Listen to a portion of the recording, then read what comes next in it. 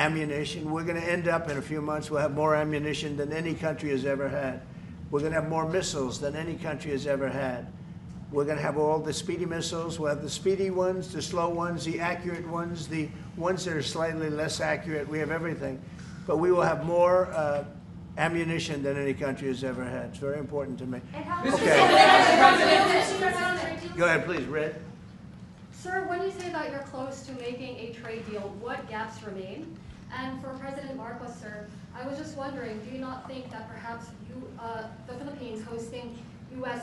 missile systems could be considered escalatory by China, especially because they can strike deep into neighboring China? Thank you. Well, it's an honor to be with this gentleman. You know, I've known him, and I've known his family, actually, but I've known him.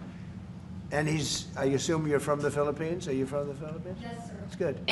You're very lucky to be from the Philippines, right? It's a great place. But we're going to have a very good relationship. I mean, I know you had some problems with another president, and it was not your fault. It was the president's fault. And the country was maybe tilting toward China, but we untilted it very, very quickly. But you know, you had a country that was tilting toward China for a period of time, and I just don't think that would have been good for you. You can deal with China, you should deal with China, but when I got elected, everything changed, and they came right back to us. Say it again. Yeah, Brian, go ahead. Oh, Mr. President, I just wanted to piggyback off the Sorry, I have housing. a question to President Marcos. Yes. I'm sorry, what was the question again? It was about whether having U.S. missiles hosted in the Philippines could be considered escalatory by China.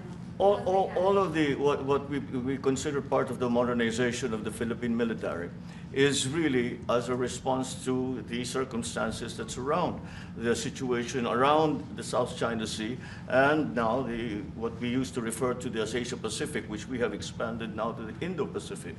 And if we would certainly, like in any kind of military spending, we would wish that it wasn't necessary, but it is.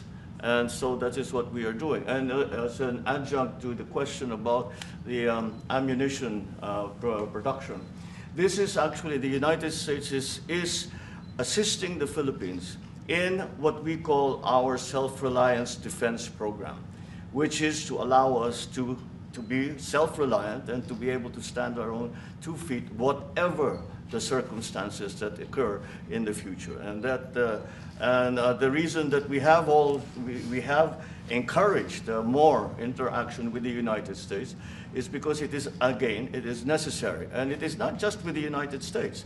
It is with all our neighboring countries, and even countries as far afield as the Scandinavian countries, the EU.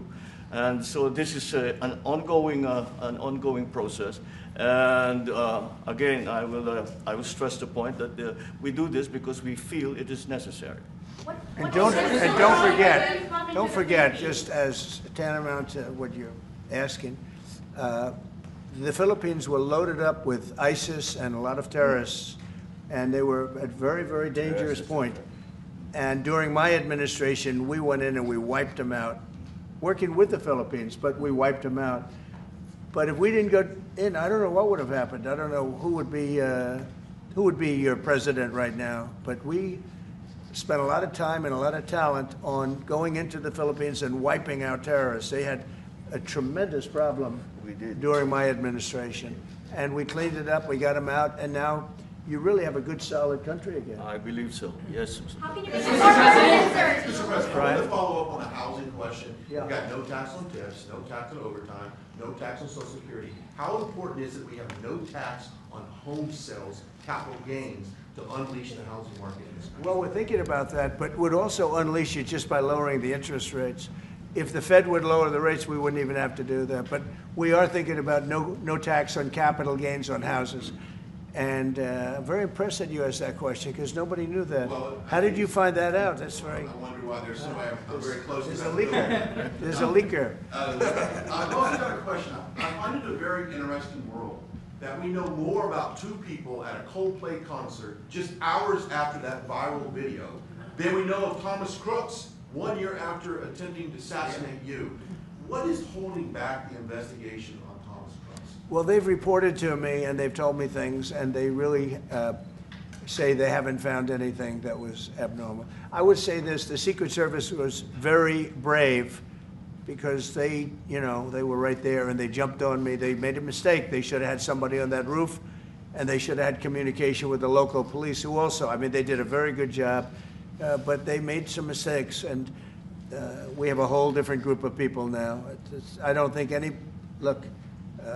anything can happen, but I think we have the best people anywhere in the world right now, and I think they've learned. And, you know, they went into him very, you know, in great detail. They gave me the whole thing, and what can I do? They say that it was just a nut job that was looking to do this, and I spoke with the FBI, the new FBI. I spoke to the FBI. If it was the old FBI, I wouldn't have believed a thing they said, because the old FBI under Comey was crooked as hell.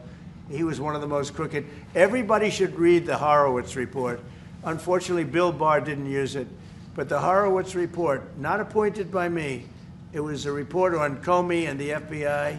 It is one of the worst shots at a human being I think I've ever seen. In fact, the New York Times did an editorial that was one of the worst editorials I've ever seen about anybody. That was about Comey. You ought to go back and get, and Barr didn't use it because he didn't have the guts to use it, or something happened, I don't know. Too bad. He went to Mr. Durham.